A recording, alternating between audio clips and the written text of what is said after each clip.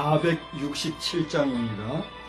467장 우리 3절을 다 같이 부르겠습니다. 십자가 지시고 속죄 해양되는 우리들을 구원하심이요 감당기 어려운 그 크신 사랑을 깨달으며 따르게 하심이라. 주여 이 몸이 무슨 말씀 들으리까. 나의 작은 옷값을 주님께 드립니다.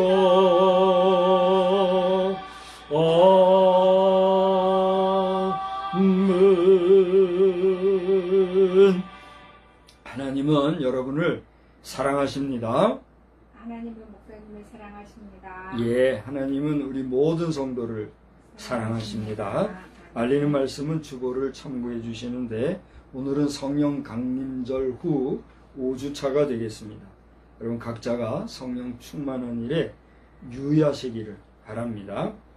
공동기도문과 성미기도 제목이 각각 기록이 되어 있는데 금주 성미기도 제목은 그 순서를 조금 제가 바꾸었어요. 조합을 새로 했어요. 순서대로 여러분 보시고 읽으시면서 함께 기도해 주시기를 바랍니다. 금년도 학예수련회 광고는 오늘로 마감을 할 겁니다. 7월 말까지는 여러분의 의견 아이디어도 제가 제공을 받고자 하니 7월 말까지는 여러분 의견을 주시기 바랍니다. 각자의 사정과 형편과 시간이 우리가 서로가 맞지 않기 때문에 함께하기가 어려운 줄 아는데 그 중에서도 공통 분모가 되는 날짜를 정해 주시고 함께 우리 여름 수련회로 은혜를 나누는 시간이 있기를 바랍니다. 기타 TBTM과 GCMP 비전과 G펜 활성화 등을 위한 고정 광고는 주보를 참고해 주시기를 바랍니다. 이제 장마가 시작이 되었죠. 이 장마비에 어려움이 없기를 함께 기도하시고 우리나라의 여러 관리들께서도 나라를 잘 이끌어 주시기를 바랍니다. 이제 우리 다 같이 주악에 맞추어 함께 묵도하겠습니다.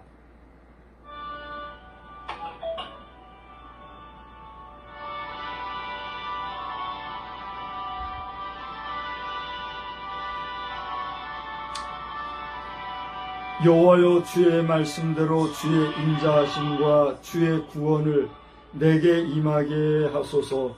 그리하시면 내가 나를 비방하는 자들에게 대답할 말이 있사오리니 내가 주의 말씀을 의지함이니이다. 아멘. 거룩하신 하나님, 우리에게 주신 하나님의 구원하심과 또 인자하심을 인하여 감사를 드립니다. 그렇게 우리에게 베풀어 주신 인자와 구원의 은혜를 따라 우리가 우리를 비방하는 자들 앞에서도 담대히 말할 수 있는 믿음에 온전하고 부요한 자들이 되어서 믿고 확신에 거한 일을 분명하게 증거할 수 있는 우리의 삶이 되게 하여 주시옵소서.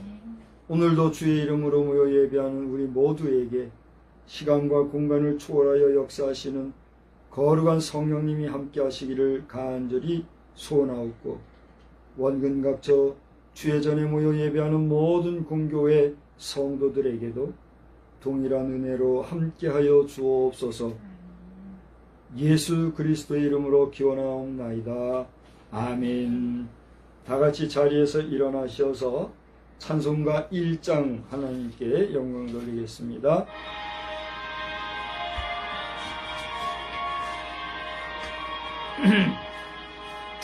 만복의 근원 하나님 온 백성 찬송 드리고 찬송하세 찬송 성부 성자 성령 아멘.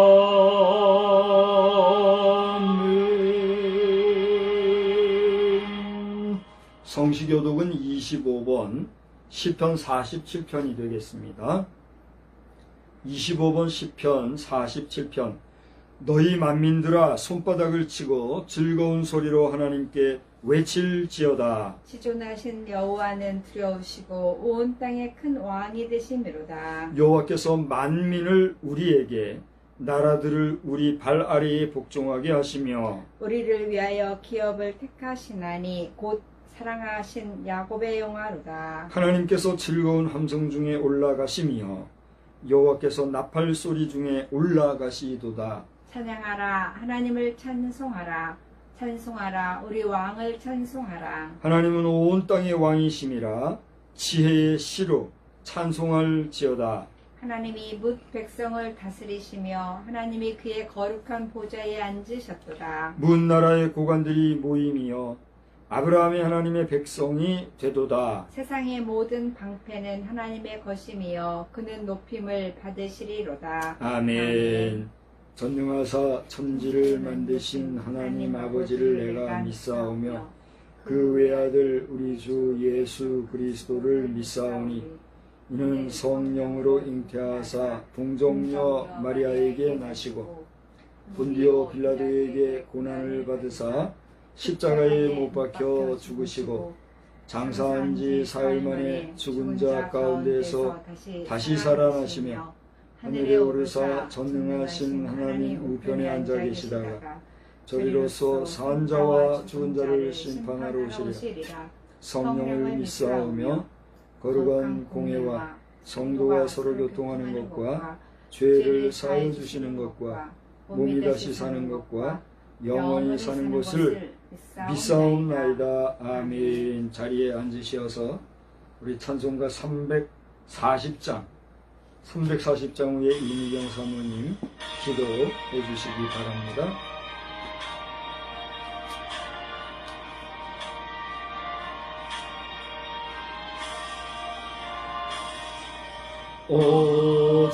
어지러운 세상 중에 기쁜 소리 들리네. 예수 말씀하시기를 믿는 자여 따르라.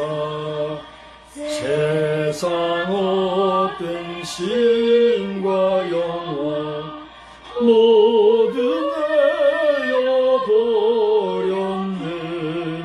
예수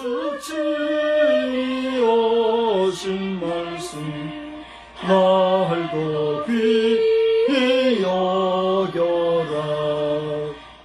기쁜 때나 슬픈 때나 바쁜 때나 빛날 때 예수 주이신 말씀 날도 귀히 여겨라.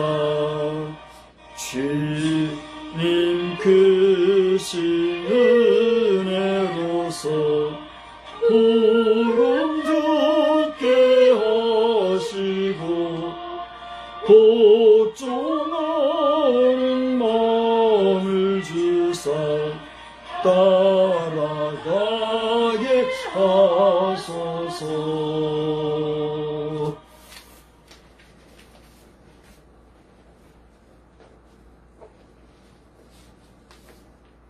기도하겠습니다. 참 좋으신 아버지 하나님, 주님 은혜 진심으로 고맙고 감사를 드립니다. 저희들 한 주간도 지켜주시고 우중에서도 무더위 가운데서도 건강 가운데 지켜주시고 보호해 주시니 진심으로 감사합니다. 아버지 하나님, 저희들은 어리석고 둔하여서 우리가 복된 것을 알면서도 그것을 고백하지 못하고 살아갈 때가 너무나도 많이 있습니다. 그치. 아버지 하나님, 사랑받고 살아가면서도 그것을 깨닫지 못할 때가 너무나도 많이 있습니다. 아버지 하나님, 저희들에게 지혜를 허락하여 주시어서 모든 자들에게 사랑받음을 알게 하시고 또 모든 자들에게 도움이 되고 또 도움을 줄 수 있는 그러한 사람이 될 수 있는 것에 감사할 수 있는 우리의 삶이 되어질 수 있도록 주여 인도하여 주시옵소서. 특별히 이 시간 저희들 하나님 앞에 예배할 때에 우리의 몸과 마음을 지켜주시고 우리의 영혼을 붙잡아 주시어서 하나님께 드려지는 귀하고 복된 예배가 되어질 수 있도록 주님 인도하여 주시옵소서. 아버지 하나님, 주의 종 박성수 목사를 기억하여 주시어서 하나님의 말씀을 선포할 때에 그 입을 통하여서 증거되어지는 말씀들이 우리의 영혼을 살리게 하시고 주여. 우리의 영혼을 솟아나게 할 수 있는 귀하고 복된 말씀이 그 입을 통하여서 증거될지언정 독이 되고 우리의 영혼을 메마르게 하는 그러한 말씀이 나오지 아니하도록 주님께서 지켜주시옵소서. 주여. 그래서 하나님 기쁨 되는 그러한 예배가 되게 하시고 하나님께 영광 돌리는 복된 예배가 되게 하여 주시옵소서. 우리 자녀손들 함께 예배드립니다. 처소처소에서 기억하여 주시어서 아버지 하나님, 그들의 삶 가운데 하나님이 역사하시고 인도하시고 도우심을 체험하며 감사하며 그 입에 항상 감사와 찬양이 넘쳐날 수 있도록 주님 인도하여 주시옵소서.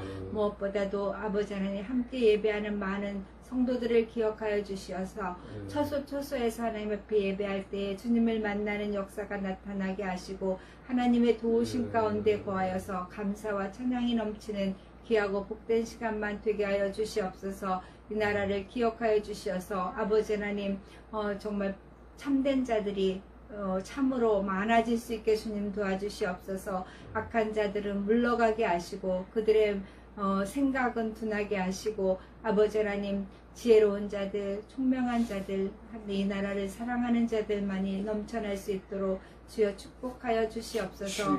하나님의 도우심 가운데 거하기를 원하오며 우리 구주 예수 그리스도 받들어 감사기도 드려 싸움나이다. 아멘.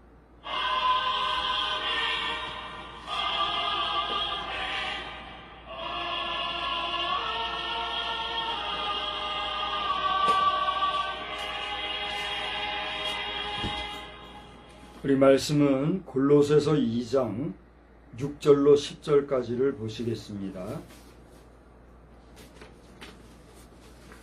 골로새서 2장 6절로 10절 말씀입니다. 제가 한번 봉독하겠습니다.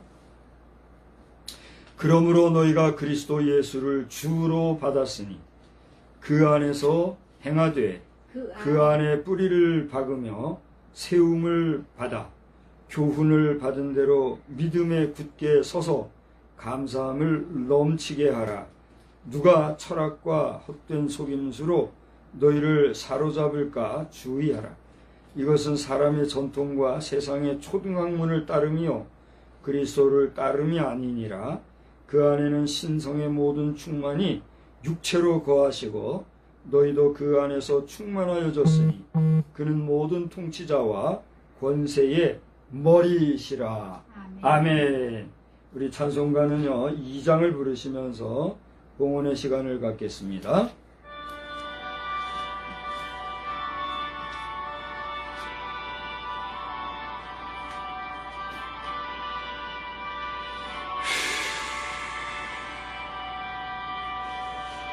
찬양 성부 성자 성령 성 삼위일체께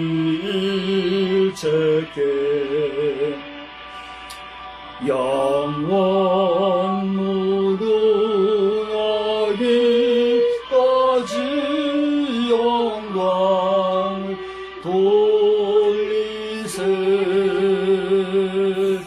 영광을 돌리세.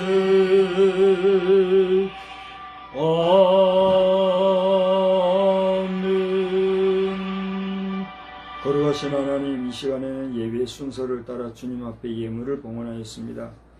결코 많지 않은 예물이지만 순서를 따라 드린 데에는 하나님의 뜻과 경륜과 섭리가 있는 줄 압니다. 공교회가 또 예배의 순서를 통하여서 이렇게 드림의 시간을 구성하고 실천하는 가운데 있는 것을 아시는 주님, 이 예물의 많고 적음을 떠나 드린 정성을 기억해 주시고 하나님 나라 사역에 귀하고 아름답게 또 가치 있고 복되게 쓰임받는 복된 예물만 되게 하여 주시옵소서. 예물을 드릴 때는 우리의 마음도 정성도 영혼까지도 바친 것을 주님이 아시오니 우리의 서고 앉고 일어서는 것, 눕는 것, 모든 것을 아시는 주여, 들어가도 나가도 하나님의 안보하신 가운데 복된 가운데 늘 쓰임받는 저희들만 되게 하여 주시옵소서. 오늘도 말씀으로 은혜 주실 줄 믿고 감사드리오며 예수님의 이름으로 축복하며 기도드리옵나이다. 아멘.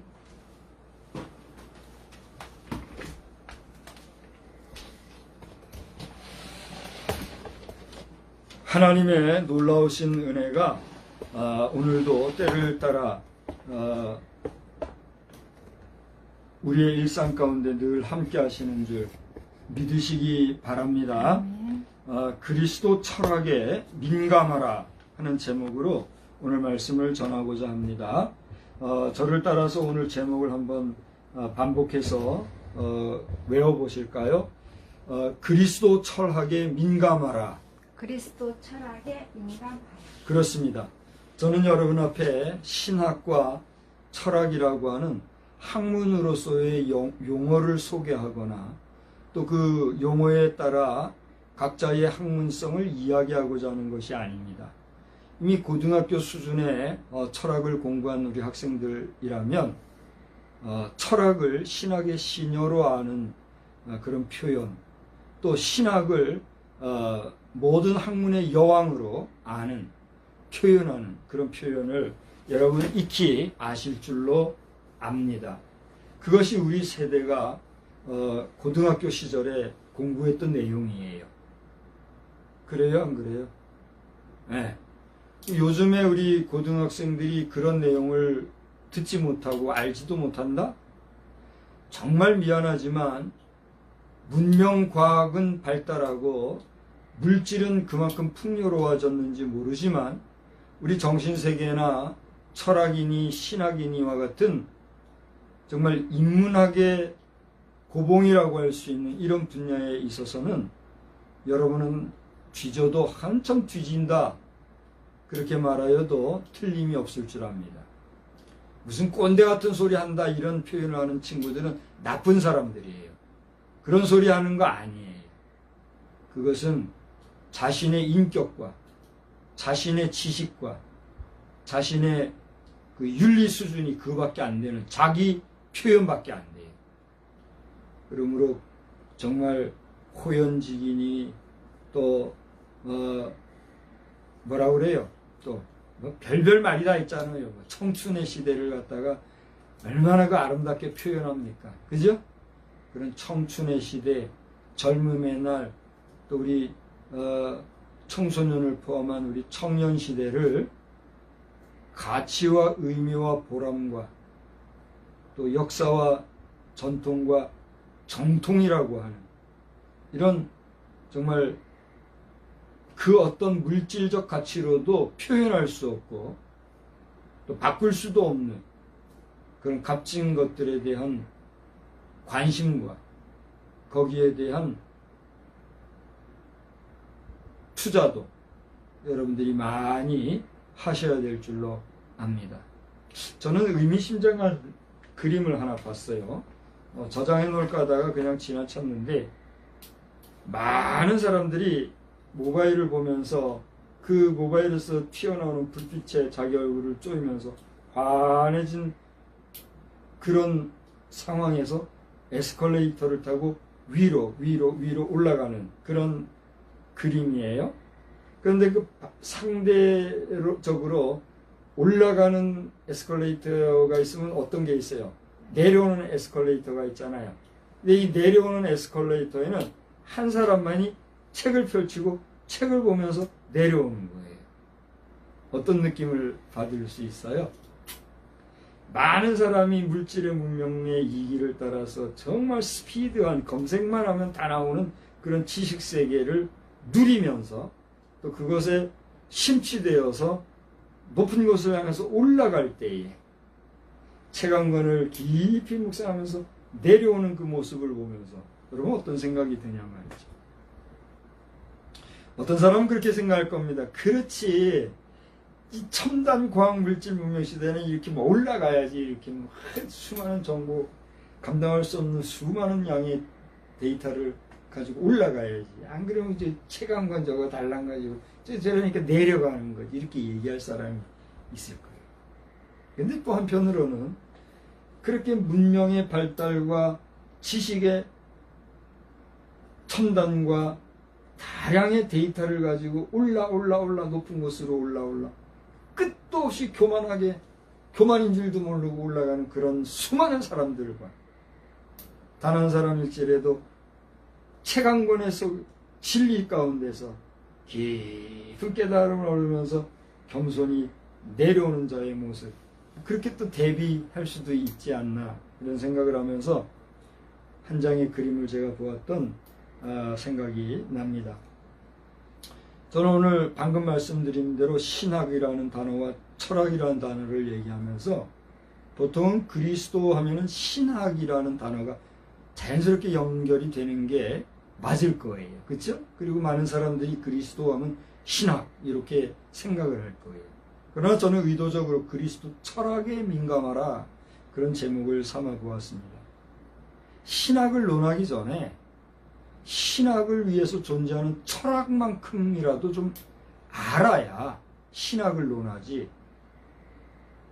소위 말하는 인간학이라고 하는 철학도 모르는 주제에 신학을 논한다는 것은 어불성설이요. 아까 얘기했던 대로 지식은 많아져서 뭐 교만하게 올라가는 것 같으지만 겸손하게 내려와 저 깊숙이 하나님이 베풀어 주시는 은혜의 체험을 하지 못하는 그것에 대비해 볼 때에 무슨 말을 하는지를 짐작을 하실 수 있으리라고 생각을 합니다.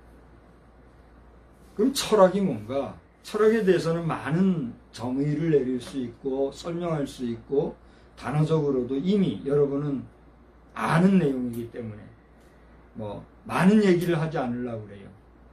단지 제가 이번 설교를 위해서 신학사전을 또 성경사전을 참고하면서 정리되어 있던 내용을 잠깐 인용을 하면서 이 단어에 대한 객관적인 나눔을 여러분과 함께 하고 오늘 내용을 살피고자 합니다. 철학이라고 하는 단어는 우리 고등학교 책에도 필라소피아 뭐 이런 단어를 포함해서 설명했던 기억을 아마 떠올리실 겁니다. 철학하면 벌써 눈부터 감기는 사람도 있을 줄 아는데 혹시 눈 감기시나요? 눈 감기면 안 돼요. 잘 생각해 보세요. 고등학교 시절에 철학, 필라소피 뭐 그런 단어가 책에 기록되어 있던 거 생각나세요? 안 나세요? 생각이 안 나요? 어머나, 그게 생각이 안 나요? 우리는 고등학교 책에 철학이라는 과목이 있었던 것 같아요. 그 다음에 그런 단어가 다 있었잖아요. 필라소피라는 말 그대로 철학을 의미하는 거예요. 고전 헬라어에서 철학이라고 하는 이 단어는, 필라소피라고 하는 단어는 지혜에 대한 추구를 얘기하는 겁니다. 지혜라는 말에도 또 많은 얘기들이 있어요. 근데 함축적으로 지혜에 대해서 추구하는 것이요, 과학적인 지식이 철학이다, 이렇게 얘기를 합니다. 그런가 하면 지식 자체를 철학이다, 이렇게 의미하였다고 합니다. 그러니까 헬라 시대의 철학 그러면 뭐예요? 지혜에 대한 연구, 또 지식 그 자체, 또 뭐예요? 과학적인 지식, 그걸 철학이라고 통용해서 말했다는 거예요. 그런 철학이라는 단어는 헬레니즘 시대에 와가지고는 좀 더 세분화되어서 도덕 철학이라든가 종교적인 사변, 심지어는 마술 행위까지도 망라하는 더 일반적인 의미를 지니게 되었다 그래요. 절 보세요. 그래서 실제로 사도 바울과 같이 당시 사도들이 활동하던 그런 시대에 그 마술을 하는 사람들이 있잖아요. 마술을 부리고 묘기를 부리는 그런 사람들도 뭐라고 쳐줬단 얘기예요? 철학자로 쳐줬다는 거예요. 저는 어렸을 때 철학이라는 거를 잘 모르고, 전혀 모르고, 그러니까 고등학교가 되기 전이죠. 그보다 어린 시절에, 우리 어린 시절에는 뭐 철학관, 사주, 궁합, 장명, 뭐 이런 걸 이렇게 막 간판에 써가지고 걸어놓고 그런 데가 많았었어요. 그렇던 시절이었기 때문에 철학은 사주관상 이런 거하고 같이 붙어 있어가지고 그게 다 뭉뚱그려서 같은 그런 거고, 왠지 꺼리어지고 우리가 좀 터부시해야 될 것 같은 그런 개념적으로만 이해를 했던 그런 시절이 있었어요. 어쨌거나 이 헬레니즘 시대에는 지금 말씀드렸던 내용에도 있다시피 마술 행위를 하는 사람들도 철학자로 쳐주는 그런 일이 있었다는 거예요. 오늘날에도 마술하는 사람이 있어요, 없어요? 있어요. 우리나라에도 유명한 마술사가 있죠. 전문적인 프로페셔널한 마술사 있잖아요. 유명하더만. 이름도 잘 모르겠어요. 그 사람들은 뭐 텔레비전에 나와서도 마술하고 그러잖아요. 돈도 많이 벌고. 그런 사람도 철학자로 인정해주는 그런 시대가 헬레니즘 시대였다는 거예요. 그러던 것이 요세푸스라고 하는 유대 사학자가 있었던 시대. 이 유대주의가 이제 깊이 뿌리 내리고 헬레니즘 시대도 지나가고 유대주의라고 하는 것이 점차 자리 잡던 그런 시대에는 유대주의의 세 분야를 철학학파로 소개할 때도 이 용어는 동일하게 필라소피라고 하는 단어죠. 사용되었다라고 하는 것입니다. 그러다가 구체적으로 이제 더 교회 시대가 펼쳐지면서 소위 말하는 신약 시대라고 하는 이런 시대에 와서는 철학이라고 하는 이 단어와 철학자라고 하는 이 용어는 보다 확장된 개념으로 이 철학이라고 하는 용어와 더불어서 사용되어졌다라고 하는 것이에요. 그래서 이 정도 내용은 여러분이 충분히 소화가 되리라고 봐요. 철학이 뭐냐? 지혜를 탐구하는 것이고 또 과학적 지식이요. 기타 재반 지식 그 자체가 철학인데 시대에 따라서 그 철학이 세분화되어서 어떤 철학 그렇게 해왔고 유대주의도 이것을 같이 쓰는 경향이 있었고 이것이 신약시대에 이어서 현대까지 왔다는 거예요. 그래서 현대시대로 들어오면서는 현대철학이라는 게 있었어요. 그래서 저도 이제 현대철학이라는 과목을 정식으로 한 학기를 했어요. 서울대학교를 나오시고 조직신학을 전공하신 지금은 이제 천안의 무슨 대학이죠? 한남대학인가요? 천안에 있는 대학이 무슨 대학이죠? 어느 대학인가 그래서 호서대에서 살아가는 지금은 아마 은퇴하셨지 싶은데 교수님이 계셨어요. 그래서 현대 철학이라고 하여서 고대 철학, 중세 철학과 대비하여 현대 들어와서 현대 철학이라는 사조가 또 있었어요. 그래가지고 이 철학이라고 하는 것만 다뤄도 평생을 가야 다 못 다룰 정도로 사실상 무게 있고 중량감 있는 학문이 철학이랍니다. 그런데 그런 철학이라는 것은 사실은 인간학이거든요. 그래서 철학을 모든 인간학의 최고봉이라 이렇게 쳐준단 말이에요. 철학을 학문 중에 학문이다 이렇게까지 표현을 한단 말이에요. 그렇게 표현하면 뭐예요? 철학도 인간학에 들어가는 거니까. 그러므로 학문 중에 학문이 철학이라고 하면 그 철학이 모든 학문을 총망라하는 것이라고 해도 과언이 아니잖아요.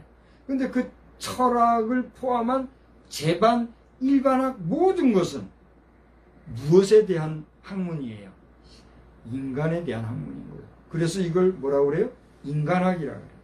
근데 이런 인간학이 다루지 못하고 인간학이 차마 정의하지 못하고 인간학에서 해결하지 못하는 분야를 다루는 학문이 있으니 그게 뭐예요? 신학이에요. 그래서 고대 서두에 얘기했던 것처럼 이 철학이 모든 인간학의 최고봉이라고 하는 철학이 다 감당하지 못하는 것을 감당하는 것이 신학이므로 철학은 신학의 뭐예요? 시녀다 이렇게 얘기합니다. 그게 고대 시대의 철학을 정의하는 내용이었어요. 그런데 고등학교 갓딱지를 뗀 학생들이 곧바로 신학을 다룬다 그러니까 이게 말이 돼요, 안 돼요? 말이 안 되는 거예요. 그러니까 안 된다, 콜리게밖에 안 되니까 일반학을 해가지고 일반학을 마친 그래도 대학 과정을 한 사람들이 신학을 하게 해야 된다. 이게 대학원 과정으로 전문화된 거예요. 그래서 우리 때 한 10년 전 선배들만 해도 대학원 과정을 안 해도 목사가 다 됐어요. 근데 지금 우리 때 몇 년 아래 위로부터 해가지고는 대학원 과정을 안 하면은 목사가 될 수가 없어요.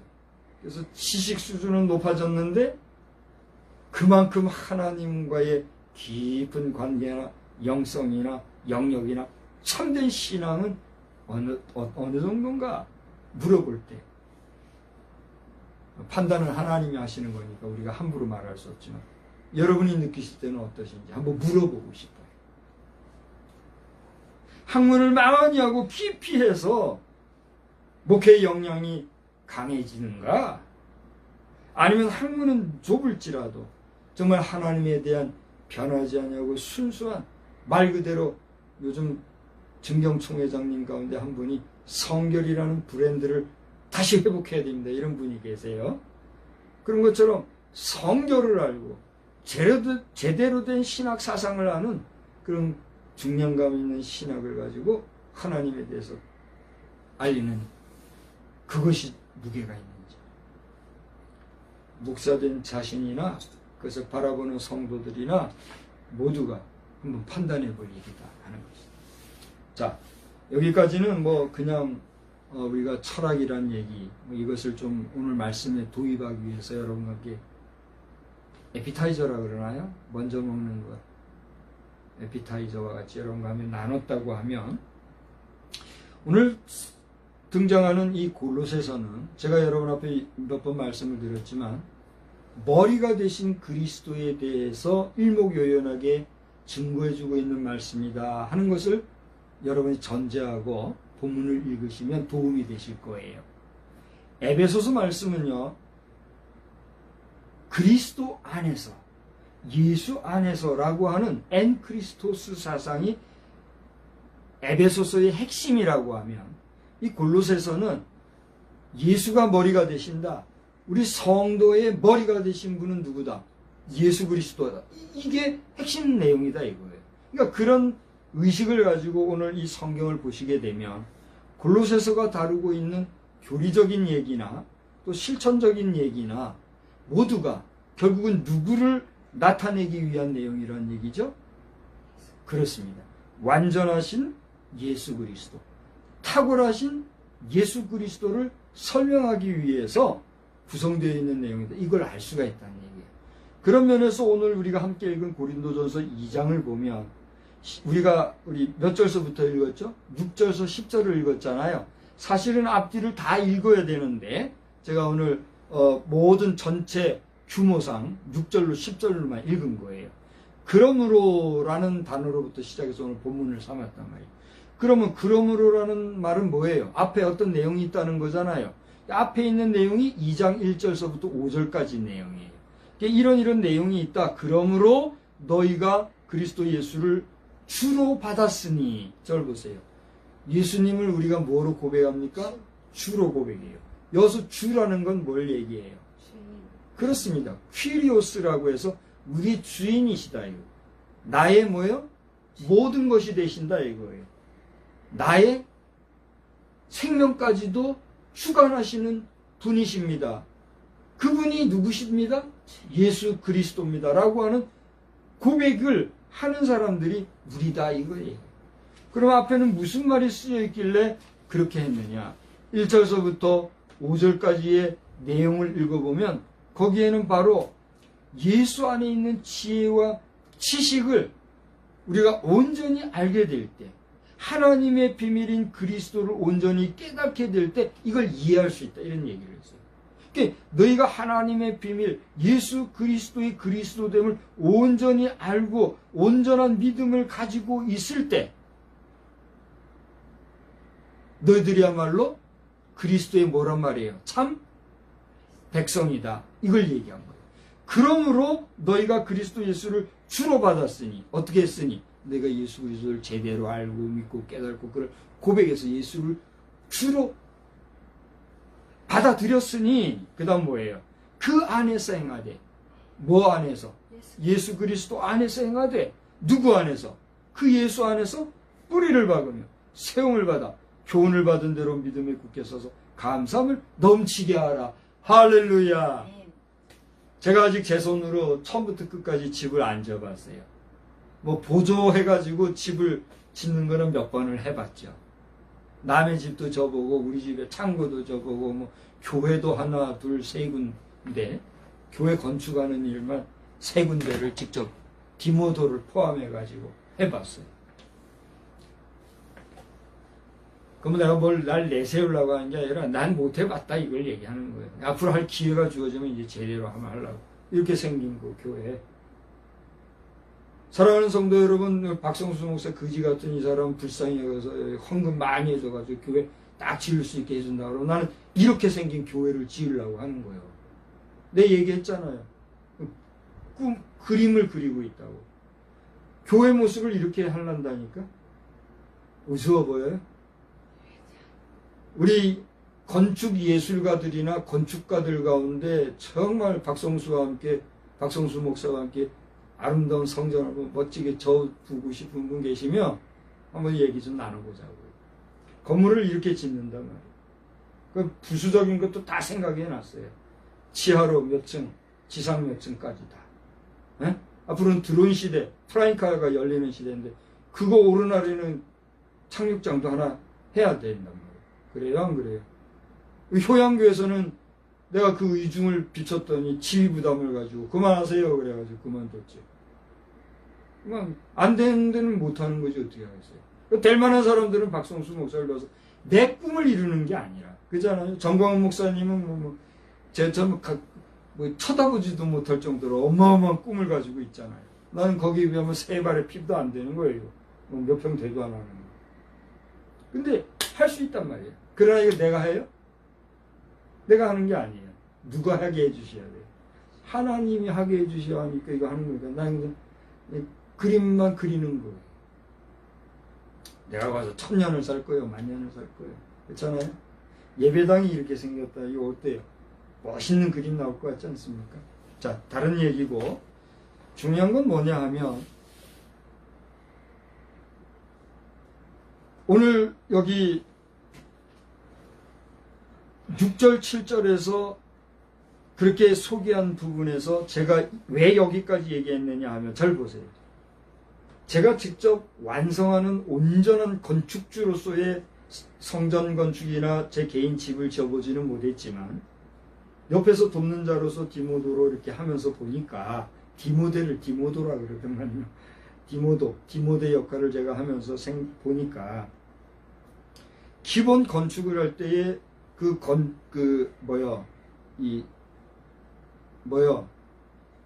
기본 건축이 있잖아요. 건축할 때 기본 베이스가 되는 거 있잖아요. 그게 참 중요하더라고요. 근데 중요한데 그것만이 아니라 중간에 이 건물이 세워질 때 세워지면서도 옆에 보강해 주는 것들이 아주 중요하더라고요. 제가 오늘 이 본문을 읽으면서 그걸 깨달은 거예요. 우리의 믿음이라는 것도 오늘 낮 시간에도 교회의 권위에 대해서 설교를 했습니다만 교회가 베드로라고 하는 그 이름 위에 세워진 거 아닙니까? 그러니까 오늘날 이 교황의 권위도 베드로라고 하는 이름 위에 베드로 몇 세 하면서 내려온 것이 오늘까지 내려오고 권위가 세워지고 그런 거 아니겠습니까? 그죠? 근데 너무 이제 막 간 게 문제지만 중요한 건 뭐냐면 기초가 튼튼해야 된다는 걸 얘기하더라는 거죠. 근데 기초가 튼튼해서 세워진 반석 위에 세워진 그 교회도 흔들 자가 없는 그 바위도 잘 들어보세요. 제가 성경을 읽어보고 오늘 깨달은 거예요. 그전에는 몰랐는데. 자, 반석이 있어요. 반석 위에 세워지는 것은 중요한 거예요? 중요하지 않은 거예요? 근데 절 보세요. 잘 동의하면 동의, 예하고 아니면 아니요 하세요. 이 반석도 깨어지고 박살날 수가 있어요, 없어요? 있다는 사실이에요. 잘 들어야 합니다. 괜히 이상한 생각하고 딴소리 하다가 딴소리들 하지 말고. 교회도 한 방에 박살날 수가 있어요. 그래요, 안 그래요? 우리는 그것을 별것도 아니에요. 핵무기까지 갈 것도 없어요. 조그만 미사일 한 방만 해도 표적 사격을 할 때 미사일도 연습을 해서 정확성을 확인해야 된다잖아요. 그러니까 한 번씩 표적 사격을 할 때 돌섬을 하나의 타겟팅 삼아서 쏜다 그러잖아요. 그럼 그 돌섬도 맞으면 돌섬이란 게 뭐예요? 한마디로 말해서 바위섬이잖아요. 그 단단한 돌섬 바위섬도 미사일 한 방에 어떻게 해요? 와자작 박살이 나는 거예요. 교회가 그 기초가 되는 반석 위에 든든하게, 그리고 여기서 보면은요, 교훈을 받은 대로 믿음에 굳게 서서 감사함을 넘치게 하라. 또 7절 그 앞에 그 안에 뿌리를 박으며, 이 얘기처럼 그 든든한 반석에 깊이 뿌리를 박고 든든하게 세워져 가지 않으면, 그렇게 되었다 할지라도 미사일 한 방에 돌섬이 날아가듯이 박살이 나는데, 바위 한 개 쪼개 있는 거 이거, 교회 하나 박살 내는 거 이거 우스워요, 우습지 않아요? 우습다는 거예요. 그런데 잘 봐요. 이 반석도요, 성경을 좀 봐야지요. 성경을 보면 하는데, 여러분 오늘 마태복음 16장을 봤었잖아요. 마태복음 16장 한번 잠깐 보고 갑시다. 마태복음 16장에 보면 예수님께서 친히 하신 말씀이에요. 18절에 내가 네게 이르노니 너는 베드로라. 내가 이 반석 위에 내 교회를 세우리니. 그 다음 뭐라 했어요? 음부의 권세가 이기지 못하리라 그랬어요. 자, 이 반석 위에 내 교회를 세우리니 했는데, 이 반석은 어디에 있는 거예요? 반석이 있는 곳은 어디예요? 예수 그리스도를 터 삼은 반석을 얘기하는 거예요. 할렐루야. 잘 보세요. 반석이 분명히 중요하지만, 반석이 중요하지만, 이 반석도 그 반석이 놓여져 있는 뭐가 있을 때, 터가 있을 때 그게 단단해진 게 의미가 있는 거예요. 그래요, 안 그래요? 그냥 반석만 하나 달렁 있는 데다가 뭘 세우는 게 아니에요. 기본적으로 든든한 바위가 있는 터가 있고, 그 터 위에 든든한 바위 위에 건물을 세우는, 그게 건축의 기본이잖아요. 그래요, 안 그래요? 그러니까 베드로라고 하는 반석 위에 세워진 교회의 권위와 교회의 가치가 존중되고 중요한 것은 사실이지만, 우리가 잊지 말아야 될 것은 그 반석이 절대적인 게 아니라는 거예요. 그 반석이 놓여져 있는 예수 그리스도라고 하는 터가 중요하다. 할렐루야. 그걸 잊어버리면 우리는 공교회. 저도 지금 공교회를 중요하게 여깁니다. 공교회, 거룩한 공교회를 싸우며, 난 믿고 인정하고 언제라도 나는 공교회에 투입될 사람이니까. 그죠? 기다리고 있는 거예요. 그렇지 않아요? 그리고 공교회를 욕하는 자들에게는 나도 싸우잖아요. 예? 그러니까 공교회 밖에 있다고 무임 목사라고 함부로 하면 안 돼요. 그거 알아야 됩니다. 우리 선후배 목사님들 정신 바싹 차려야 됩니다. 박성수 목사 여기 있다는 거 기억하셔야 됩니다. 내가 우리 동역자를 공격하는 게 아니잖아요. 그죠? 공교회가 함께 살아야 된다고 얘기하는 거예요. 잘 봐요. 그렇게 공교회 하면서 자꾸 교회라고 하는 그 편협주의 속에 빠지다 보면 어떻게 돼요? 우리는 외부로부터 공격을 받는데, 교회가 아니라 종교 단체로 싸잡아 직업군으로 떨어지게 돼요. 그래요, 안 그래요?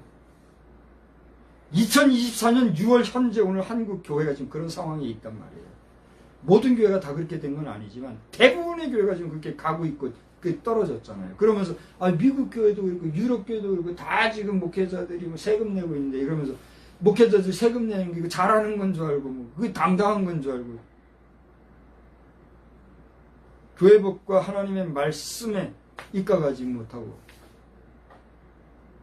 앞세대도 그 부분에 있어서 분명하게 자기 철학을 가지고 분명한 교회 철학과 말씀에 근거해서 그리스도 철학에 분명히 해서 이겼는데 흐지부지 돼가지고 약해 빠져가지고 쉽게 말하면 챙챙챙챙 싸면서 한판 졌으면 졌다고 인정하고 다시 일어나서 이기려고 해야지. 그냥 주는 밥이나 얻어먹고 현실에 안주하고 이렇게 해가지고 되느냐 말이에요. 이게 지금 박성수 목사가 하는 소리예요. 나는 지금 꼴에 그런 말할 재주도 없는 사람인 거 아시잖아요. 오늘 하나님의 성령께서 저에게 말하게 하시니까 이제 하는 거예요. 아니면 아니라고 여러분이 얘기해 보라는 거예요. 그래서 이제 건축 얘기하다가 여기까지 왔는데 반석과 털을 생각해 보라는 거예요. 반석 하면서 어지간히 반석만 가지고 하지 말고 그 반석이 놓여 있는 터, 예수 그리스도라고 하는 터를 우리가 생각하면서 우리가 그 예수 그리스도 터를 떠나서는 안 된다.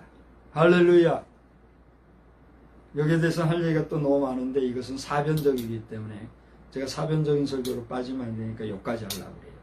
그래서 오늘 이와 같이 바울은요, 그 자신이 철학에 대한 개념이 분명했던 것 같아요. 그래서 철학에 반대해서 경고할 때도 오늘 8절에도 그런 말씀이 나왔잖아요. 누가 철학과 헛된 속임수로 너희를 사로잡을까 주의하라. 그게 지금 말했잖아요. 그죠? 그때도 소크라테스와 그 당시 아리스토텔레스, 이제 아리스토텔레스와 소크라테스 이런 사람들은 사실 예수님보다 앞선 사람들 아니에요? 저를 좀 보세요. 소크라테스가 예수님보다 앞인가요? 뒤인가요? 앞일 거예요. 시간적으로 보면. 예수님보다 먼저 났을 거예요. 그죠? 근데 이런 소크라테스와 아리스토텔레스의 철학을 추구하는 것에 대해서 반대한 것이 아니라, 여기서 너 주의하라 그랬다고 해서 반대했다고 하는 게 아니라, 특정 종교 집단의 그 철학이라는 이름 아래, 그 당시 헬라 종교와 유대 기독교의 혼합주의 사상을 이 교회, 당시 어느 교회? 오늘 읽은 골로새 교회. 골로새 교회에 이 스며들게 하는 그 일을 막기 위해서 이런 얘기를 했다라고 해요. 이해가 충분히 되지요. 그래서 이러한 이야기는 바울 사도가 전도 활동을 한참 할 때에 그 아덴 지역에서 이름 없는 신에게 제사한다고 하는 이런 말을 한 적이 있잖아요. 그게 사도행전 17장에 나오잖아요. 그때도 그 당시에 있던 철학자들과 대면해가지고 담대하게 이야기하는 그런 모습과 연결이 되는 것을 우리가 볼 수가 있는 거예요. 그래서 그 당시에 그 영혼 불멸에 대해서 받아들이는 그런 학파, 그런 철학자들이 있는가 하면 정말 그야말로 유물론적인 시각에 매여가지고 영혼이라든가 영혼 불멸이라든가 이런 거에 대해서는 거부하는 그런 철학자들이 있었는데 그들에 대해서는 단호하게 말하는 이런 모습을 우리가 볼 수가 있다는 사실이죠. 지난 주간에 큰 일이 있었죠. 지난 주간에 있었던 큰 일이 어떤 일이었나요? 여러분이 이제 한번 생각해 보세요. 여러분들의 일상 속에서 큰 일이 있었다면 그건 무슨 일입니까? 잘 모르겠어요. 저에게도 여러 가지 일들이 있었지만 저에게 있어서 지난 주간에 큰 일이 있었다면 오늘날 국제사회가 공통적으로 큰 일로 여기는 일이 있었는데 그게 뭘까요? 그래도 잘 모르겠어요. 우리 5천만 국민이 있다지만 5천만 국민 중에서 아마 좀 인심 크게 써가지고 절반 2,500만 이상은 별 관심도 없는 게 현실이라는 거예요. 그게 뭐예요? 러시아와 북한의 수장이 만났다는 거. 그게 5천만 중에 2,500만 그게 그거 어때서 그렇게 얘기한다 이거죠. 그러나 좀 더 통 크게 말하면 한 2,500만 정도는 지난 주간에 있었던 큰일 중에 하나가 러시아와 북한의 수장의 만남을 얘기할 거예요. 그 뒤에 어떤 일이 생깁니까? 국제사회가 더 그냥 벌집수 써놓은 것처럼 복잡해져 있잖아요. 그래서 저는요, 그것을 보면서 마음이 편안해지더라고요. 제가 오래전서부터 얘기했잖아요. 북한 김정은과 그 일가족은 한반도에 더 머물러 하지 말고 나가라는 거예요. 나가되 중국으로는 가지 말고 러시아로 가라는 거예요. 인심 써서. 그러니까 푸틴 대통령이 이번에 와서 그 얘기를 했는지 안 했는지는 난 모르겠으나 이후에라도 이런 일을 통해서 러시아로 끌려는 하나의 교두보가 되기를 저는 보는 거예요. 그 길만이 김정은이든 김여정이든 그와 함께하는 그를 추종하는 사람들이 제명에 사는 거지, 그렇지 않으면은 제명에 살기 어려운 거예요. 여러분은 어떻게 생각하는지 시대를 구분하고 시대를 판단해 보시기를 바랍니다. 저는 지금도 오늘도 2024년 6월 23일 오늘도 올해는 우리 남북한이 통일이 됐으면 좋겠습니다. 그런 일이 생기지 않을까요 하는 그 기대감과 소망이 있다는 얘기를 또 한 번 반복하는데, 앞으로 이틀이 지나면 6월 25일이 되죠. 올해가 6.25 사변 발발한 지 몇 년이 되죠? 안 돼도 75년 정도 될 거예요. 나는 그냥 계산해가지고 한 75년이 나와서 75년 이렇게 얘기를 했는데, 오늘 주보에도 75년 써있죠? 어딘가 써있을 거예요. 75년 정도 될 것 같은데, 75년 세월이 지내왔던 그날, 75년이라 치고 75년 전 그날도 새벽에 비가 온 곳은 비가 오고 맑은 곳은 맑았다 그러대요. 예? 그날 일기를 기록해 놓은 내용을 보면 1950년 6월 25일 비, 맑음 그렇게 같이 써 있어요. 왜 한반도 전체의 땅 중에서 그날 1950년 6월 25일 그날 비가 온 곳은 비가 왔고 맑은 곳은 맑았다 이거예요. 같은 장마 기간이 들었지만 그와 같은 일기가 오늘도 우리나라에 재현되는 이런 가운데 25일이 이제 맞이하게 되는데, 그 앞주간을 맞이해서 오늘 우리 교회에서는, 각 교회에서는 6.25를 상기하는 그런 애국을 호소하는 그런 교회들도 있을 것이고, 그런 건 전혀 생각하지 않고 그냥 가는 곳도 있을 것이라고 알아요. 저 왜 그런 얘기를 하냐면, 방금 말씀드렸던 것처럼 먼 나라 딴 나라 얘기가 아니라 우리나라 안에, 대한민국 한반도 영토 안에 저 북한 지역에서 러시아라고 하는 나라와 북한이라고 하는 이 단체의 수장이 만나서 다른 것도 아니고 무기 가지고 어떻게 해보고 전쟁 얘기하고 이렇게 한 시간이 있었다. 이러한 때를 살아가는 우리 대한민국, 그리고 특히 우리 교회 공동체 성도들, 무엇을 생각했느냐 말이죠.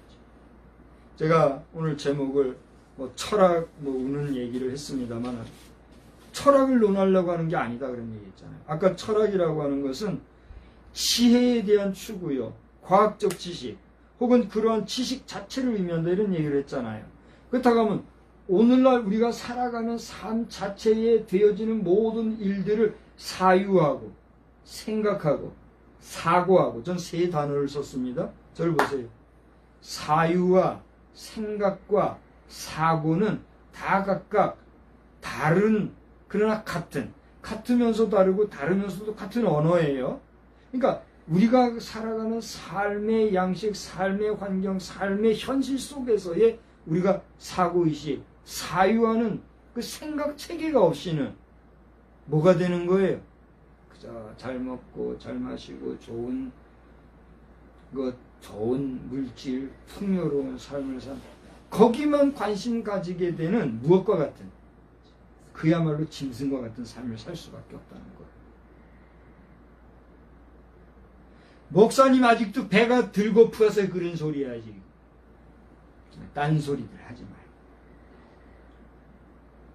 우리가 참으로 생각할 줄 아는 존재들이라고 하면 오늘 되어지는 우리의 삶의 변화와 이 발전된 문화와 문명사회 속에서 흘러가는 역사의 변천사를 통해서 감사할 조건이 생겨요. 그래요, 안 그래요? 그러면 그 감사의 조건이 생겼을 때의 감사의 대상은 누구예요? 누구에게 우리가 감사할 수 있어요? 그걸 바로 찾는 것이 그리스도인으로서의 최소한의 철학적 사유다 이거예요. 이런 철학적 사유도 없는 존재들이 감히 신학을 운운하면서 우주를 논하면서 하나님의 법도와 질서와 율례와 규범과 규례들 흔들고 그야말로 미사일로 반석을 깨듯이 교회를 깨는 행동들을 하게 되면 이것은 옳은 행위예요? 옳지 못한 행위예요? 옳지 못한 행위라는 거예요. 그래서 저는 이제 말씀을 마치려고 그래요. 사실 하고 싶은 얘기는 더 많아요. 제가 오늘 하고 싶은 얘기가 앞으로도 뭐 1시간 이상 하고 싶은 얘기가 많이 있지만 말씀을 이제는 줄이려고 해요. 줄이고 그렇다면 이러한 그리스도인으로서의 철학을 우리가 가지고 살라고는 어떻게 하자는 얘기인가? 저는 오늘 바울 사도의 골로새 교회를 향하여서 써주신 이 메시지와 더불어서 에베소 교회 성도들에게 써보내주신 말씀으로 말씀을 마치고자 해요. 저를 보세요. 우리 민간인과 제복을 입은 군인 경찰들과 다른 게 뭘까요? 여러분 한번 얘기해 보세요. 뭐 군인 경찰만이겠습니까? 여러 유니폼을 입고 있는 국가가 사용하는 유니폼을 입고 활동하는 사람들이라면 모두를 지칭한다고 할 때 그렇게 유니폼을 입은 사람들과 우리 일반인들과의 차이점 뭘 것 같아요? 사명감. 그 얘기는 아름다운 얘기에 속하지요. 사명감이 있고 없고의 차이를 알 수 있죠. 그런데 잘 봐요. 그 사명감이라는 게 분명히 제복을 입느냐 입지 않느냐 차이를 구별해 주잖아요. 그런데 그 제복을 입은 사람들 가운데 사명감을 가지고 일하는 사람이 반수 될까요?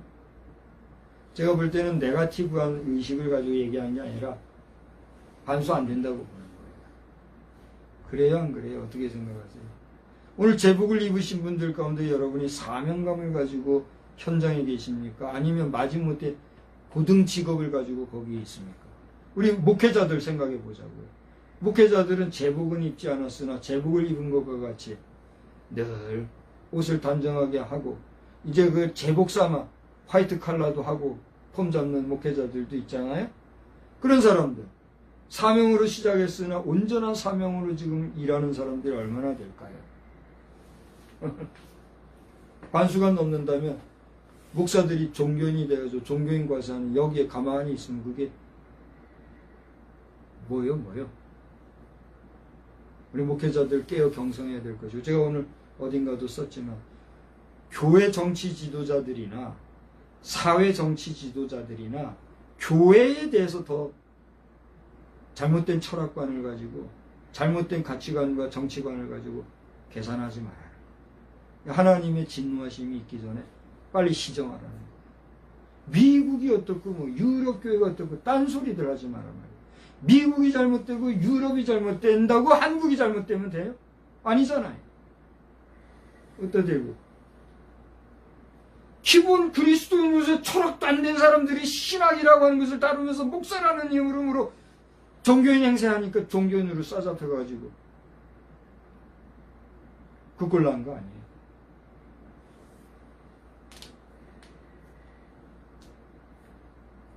그래서 제가 에베소서를 여러분 앞에 얘기한 이유는 바울 사도가 이렇게 골로새서를 쓰면서는 우리의 머리가 되신 분이 예수 그리스도다. 골로새 교회 성도들에게.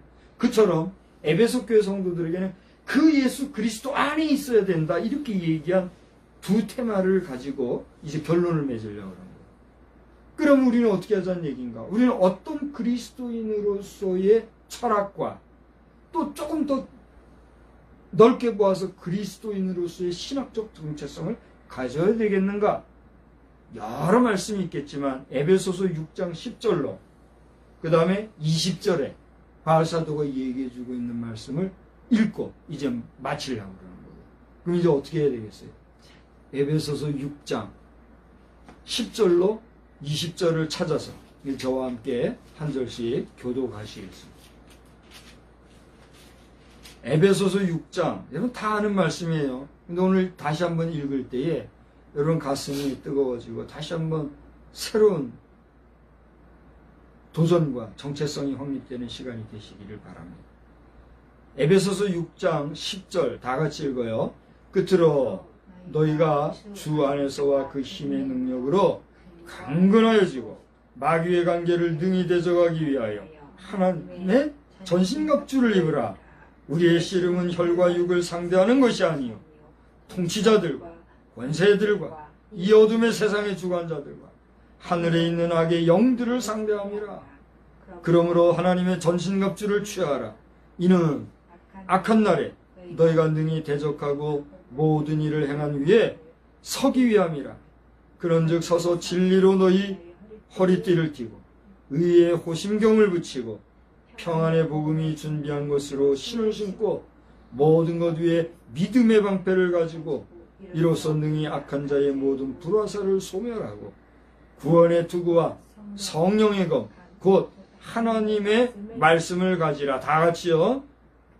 여러분이 읽으세요. 18절 시작. 모든 기도와 간구를 하되 항상 성령 안에서 기도하고 이를 위하여 깨어 구하기를 항상 힘쓰며 여러 성도를 제가 위하여 19절 읽을게요.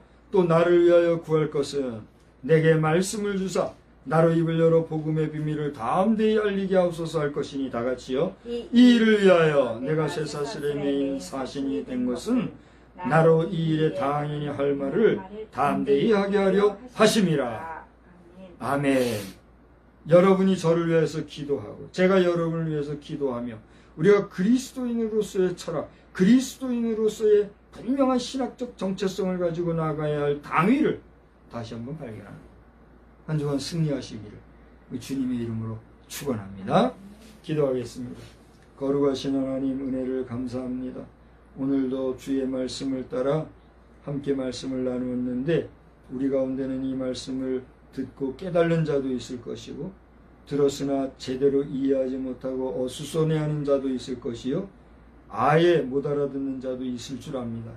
주여 알아듣지 못하는 자들에게는 들을 만한 귀를 허락하여 주시고 깨달지 못하고 혼란스러워하는 자들에게도 지혜를 주심으로 그 모든 것을 밝히 알아 굳센 믿음을 가지게 하여 주시며 이 말씀을 읽고 깨달는 자들에게는 더 굳센 믿음으로 함께해 주시어서 그리스도인으로서의 기본적인 철학과 나아가 하나님에 대한 신학적인 사유를 제대로 가지고 이 어려운 세상을 살아갈 때에 비록 물질적으로는 풍요하다 하지만 그 풍요한 세상 속에서도 빈부의 세계가 너무나도 명확하여서 심지어 이 풍요로운 세상 속에 굶어 아사하는 자들도 있다는 이런 시대 속에 우리가 참으로 하나님의 나라를 온전히 만들어가는데 힘을 다하는 우리들이 다 되게 하여 주시옵소서.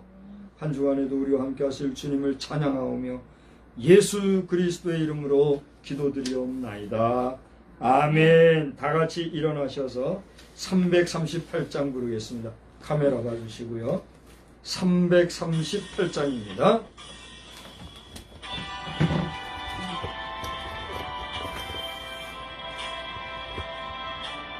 우리 기도하는 마음으로 우리 함께 합시다. 야곱의 마음 가지고 내 주를 가까이 하게 하는 십자가 짐 같은 고생이나 내 인생 소원 늘 찬송하면서 주께도 나가기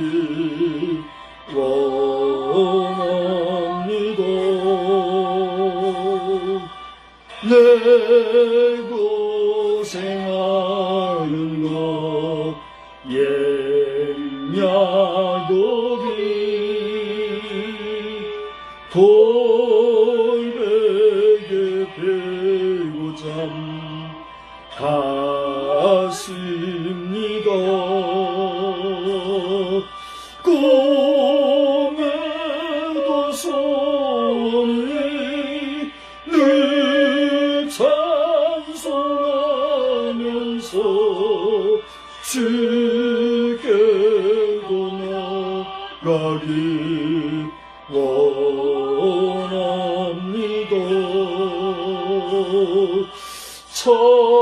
천성에 가는 길 험하여도 생명길 되나니 은혜로도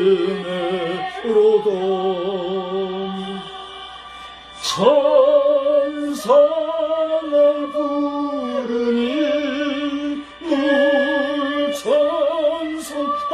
찬송하면서 주께로 나가기 원합니다.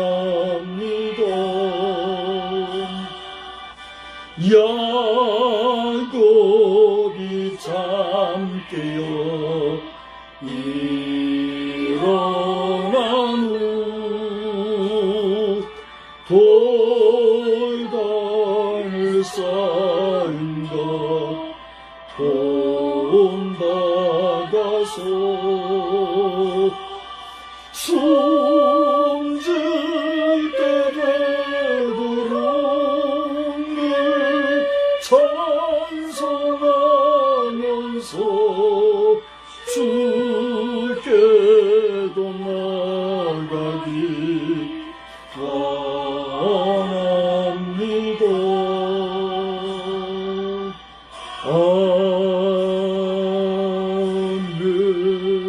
아멘. 우리는 세상의 빛입니다. 우리로 인하여 온 세상이 환해집니다. 나 박성수는 세상의 빛입니다. 나 박성수로 인하여 온 세상이 환해집니다. 아멘. 이제는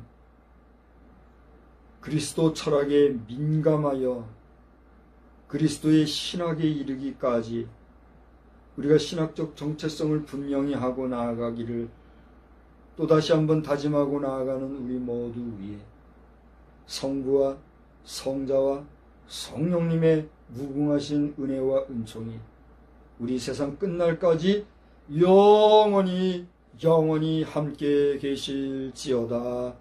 아멘.